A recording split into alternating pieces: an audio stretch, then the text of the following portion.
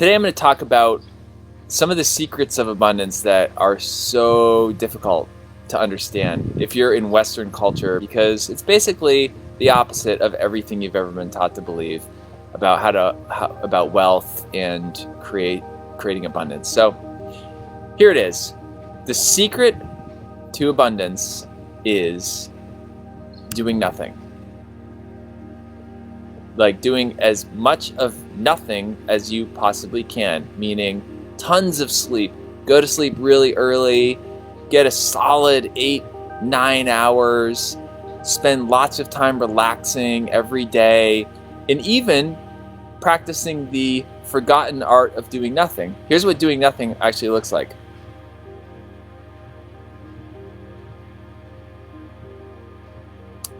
Every day, start with 10 minutes, then 20 minutes, then 30 minutes, then before you know it, you'll become masterful at doing nothing. And so why is that? Well, let's talk about why it's so hard to understand. It's because we're so culturally conditioned inside of this masculine energy of like, do, action, action, action, force, force, force. That's how we come up with money. And you might, but if you look at it, even if you succeed in coming up with money, you can't actually enjoy it. It never seems like enough, because if you think about when you're in that place of scarcity, when you're in that place of busyness, are you in a place of scarcity or abundance? Versus, imagine you just had a long, luxurious vacation, or a long night of sleep, or you slept all weekend, and you feel incredibly rested and relaxed. Are you in a place of scarcity or abundance? And this is important because we start with the inside, what energetic frequency we're holding, whether it's scarcity or abundance, and then it shows up externally on the outside. So why is that? Well, it's because when we're in this state of incredible busyness, we're sending a signal to whatever you believe, God or the universe or life, and we're like, I have this much stuff, I can't handle anything else. No, look at me, I can't even slow down to enjoy what I have. I just stay in this stressed out state, therefore I'm closed for business. I can't handle anything else. Versus if you're if you regularly come to a place of deep stillness through relaxation, through meditation, through yoga, through diet, whatever, then you're actually sending a signal to life to say, okay, I've expanded my capacity. I've taken what I've been given and I've come to a place of stillness with it, and now I can actually handle more. And then you receive more abundance, more things come into your life. Not just wealth, but opportunities, love, presence, joy, bliss.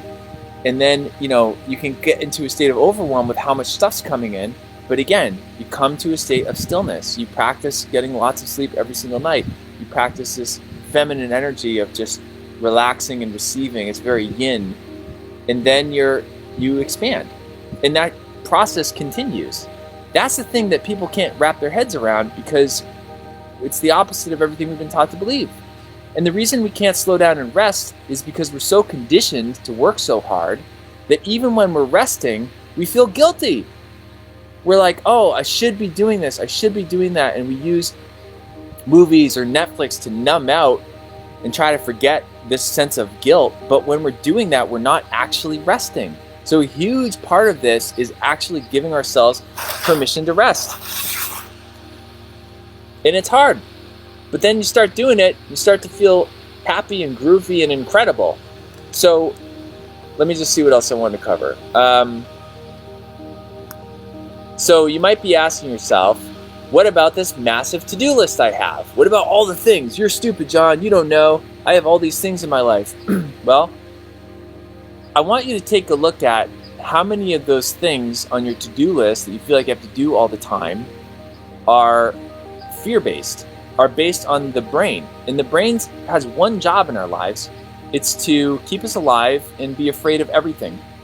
Afraid of what are people going to think of me? Afraid of this imaginary horrible thing that could happen. Afraid of becoming destitute and running out of money. It's all guided by fear. And that tends to dictate so much of what we're doing on a daily basis, on a weekly basis, on a life basis. So when we're telling the truth to ourselves, it's like 80 or 90% of all the things we're doing every day are brain-based, fear-based. And that's a terrible way of operating.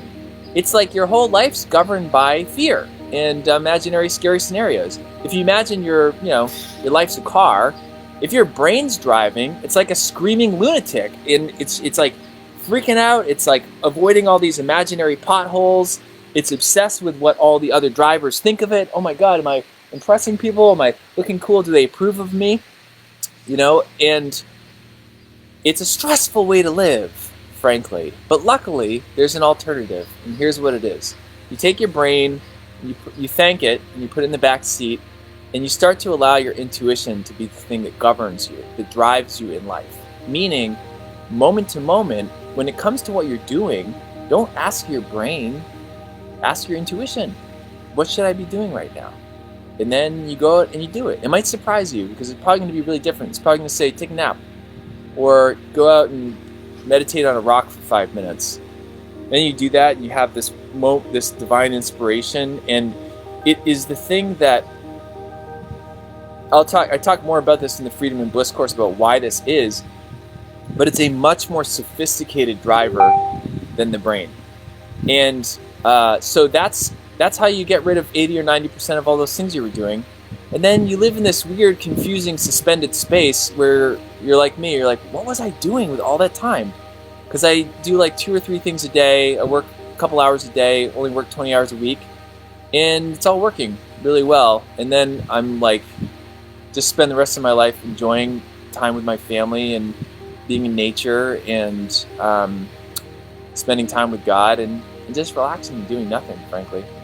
So what was the last thing I wanted to say? What was it? Intuition. There was something else. Oh, yeah, this is important too. Each time we allow our intuition to be the thing that governs what we're doing in life, it becomes a little bit stronger. It's a quiet voice. Compared to the screaming lunatic of a brain, the intuition is like the still quiet voice inside of us. But when we put the screaming lunatic in the back and we start to listen and we take action in accordance with what the intuition is guiding us to do, it becomes louder. It becomes a little bit louder, and then the brain becomes a little bit quieter. And through practice, all of a sudden, it's intuition that's guiding your life. And honestly, it's the difference between living in an effortless state of flow, like going with the currents of life, and living in a stressful, screaming lunatic place and trying to fight all the currents and try to control everything. Because that's all the brain wants to do. It just wants to control, and it wants to loudly share its opinions about everything that's happening. And, it kind of fights life. That's the difference. When your intuition's guiding and you're doing lots of relaxation, you're moving with the currents of life, and abundance just flows in ways you could never imagine. And very quickly, too. If you do this, it will change your whole life, I guarantee you. So this is a little bit of a sample of what we talk about in the Freedom and Bliss coaching program. This is module 2. We start with it after surrender because nothing else really becomes possible until we can slow down and expand our capacity to receive. So if this resonated with you, I just send me a message or check out the link in the description, and I'd love to have you in the course. It starts off in 2 weeks. The current course is going fantastic. Everyone in it is having life-altering breakthroughs all over the place, and that could be an opportunity for you too. And I would love to have you. All right. Goodbye.